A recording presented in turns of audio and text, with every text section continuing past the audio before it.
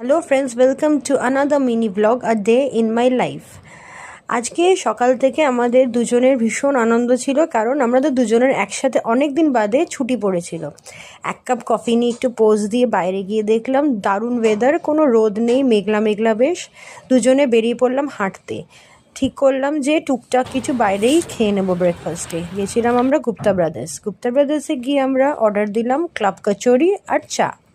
দুজনে অর্ডার দিয়ে নিজেদের মধ্যে কথা বলছিলাম, গল্প করতে করতে আমাদের ক্লাব কচুরিও এসে গেছিলো।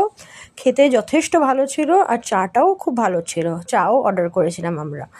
ভাঁড়ের চা তো আমার সবসময়ই ভালো লাগে, ভাঁড়ে চা খেতে। বাড়িতে এসে তারপর স্নান করে খেতে বসলাম। লাঞ্চে ছিল ভাত, ডাল আর বেগুন ভাজা, মাছের ঝাল। দুপুরবেলা একটুখানি ভাত ঘুমিয়ে বিকেলবেলা আমরা দুজনে একটু বেরিয়ে পড়েছিলাম সামনাসামনি ঘুরতে। ঘুরে আমরা গেলাম হচ্ছে একটা সল্টলেকেরই ক্যাফেতে, ক্যাফে এম স্যালজি বলে। ক্যাফে এম স্যালজির ইন্টেরিয়রটা আমার বেশ ভালো লেগেছে। নিয়েছিলাম কফি আর কমপ্লিমেন্টারি কুকিজ, ওদের তো দেয়। খেয়ে আমরা একটু নিজেদের মধ্যে ছবি তুলে রাত্রিবেলা বাড়ি এসে একটু লেট ডিনার করলাম।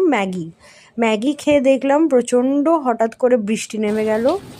গিয়ে একটুখানি বারান্দায় দাঁড়িয়ে ভিডিও করলাম, করে বেশ ঠান্ডা ঠান্ডা ওয়েদারে সুন্দর ঘুমাতে চলে গেলাম। আমার যদি এই ব্লগটা তোমাদের ভালো লেগে থাকে, প্লিজ লাইক করো, শেয়ার করো, সাবস্ক্রাইব করো। Thank you for watching.